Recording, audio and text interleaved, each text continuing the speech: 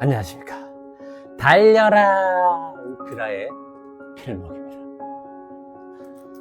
오늘의 오밥은요, 시편 105편 7절의 말씀입니다.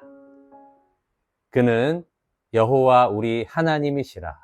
그의 판단이 온 땅에 있도다. 아멘. 오늘 시편 105편을 보게 되면 어제는 창세기가 생각이 났다면 오늘은 출애굽기가 생각나는 그런 내용이 가득히 담겨 있는 것을 보게 됩니다.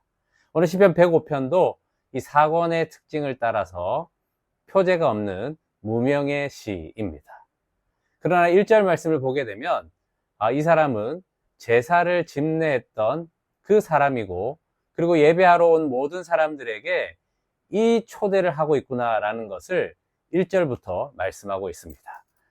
여호와께 감사하고 그의 이름을 불러 아뢰며 그가 하는 일을 만민 중에 알게 할지어다.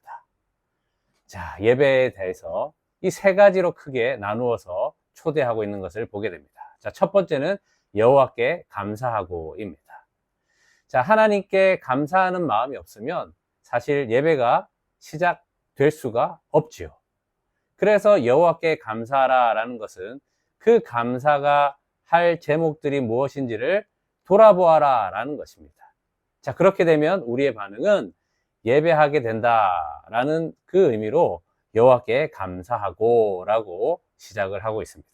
자, 그리고 그 다음 말씀에 그의 이름을 불러 아뢰며, 자, 이것은 기도가 아니겠습니까?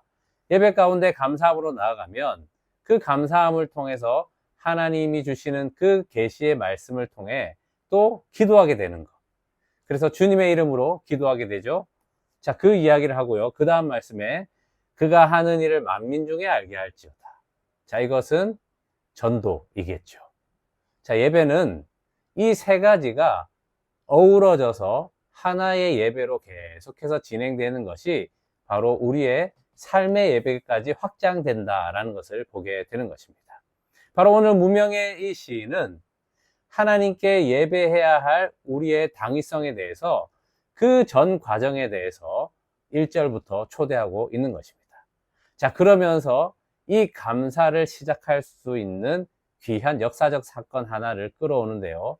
그것이 바로 요셉을 통한 출애굽까지 이루어져서 가나안 땅에 들어가게 되는 그 이야기까지 무려 45절에 이르기까지 그렇게 말씀을 하고 있는 것을 보게 됩니다.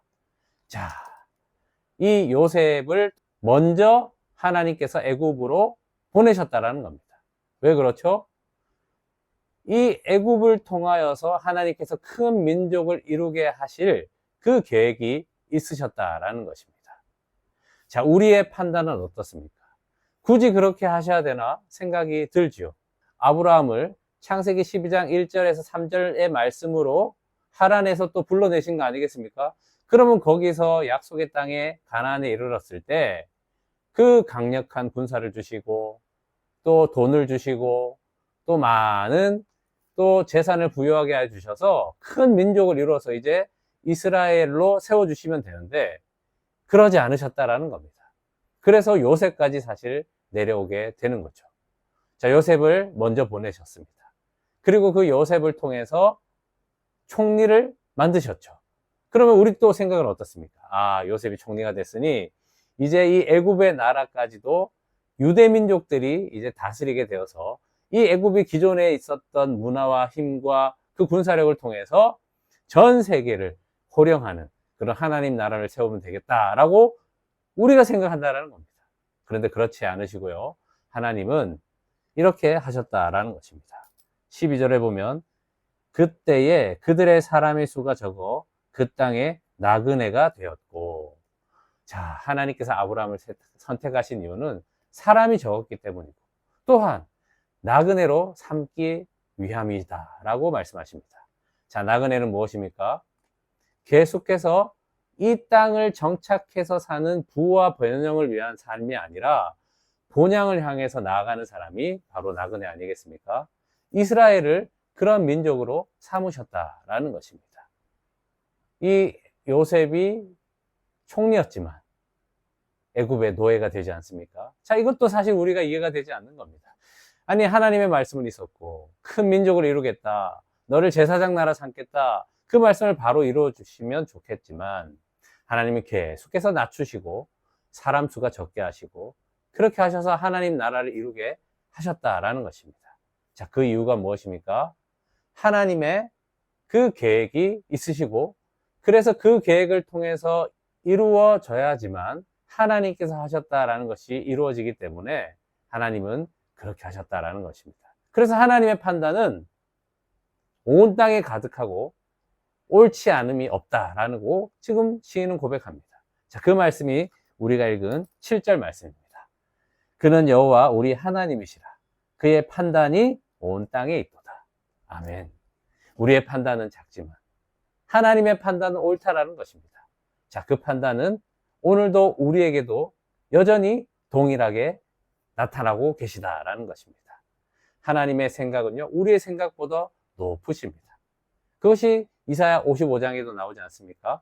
우리 편에서 이해되지 않지만 하나님은 완전하신 분이십니다. 그래서 그의 판단이 온 땅에 있고 그 판단을 따라 하나님 오늘도 역사하시는 것입니다. 그 환경과 여건이 비록 우리가 생각할 때 이해가 되지 않고 어렵고 힘들지만 하나님의 판단은 온 땅에 있고 또 우리 삶 가운데도 온전히 지금 이루어지고 있습니다. 실수가 없으신 그 주님을 믿는 믿음으로 그렇게 예배하는 자로 우리가 가난하도 예배하고 부하도 예배하고 약해도 예배하고 강해도 예배할 수 있는 것이 바로 이 이유라는 것입니다.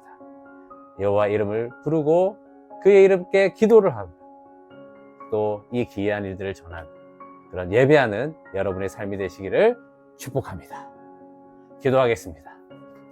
하나님 아버지 감사합니다. 이 이해되지 않는 많은 삶이지만 그러나 이해하려고 하지 않고 저희는 예배하겠습니다. 왜냐하면 하나님의 판단이 온 땅에 있고 그 판단이 옳으시기 때문입니다. 주님, 주님의 나라를 우리를 통해 이루어지시겠다 약속하셨습니다.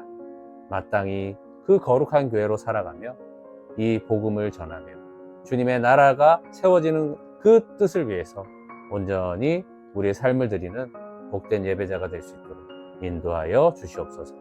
주 예수 그리스도의 이름으로 기도합니다. 아멘. 말씀으로 승리하세요. 필목이었습니다. 끝.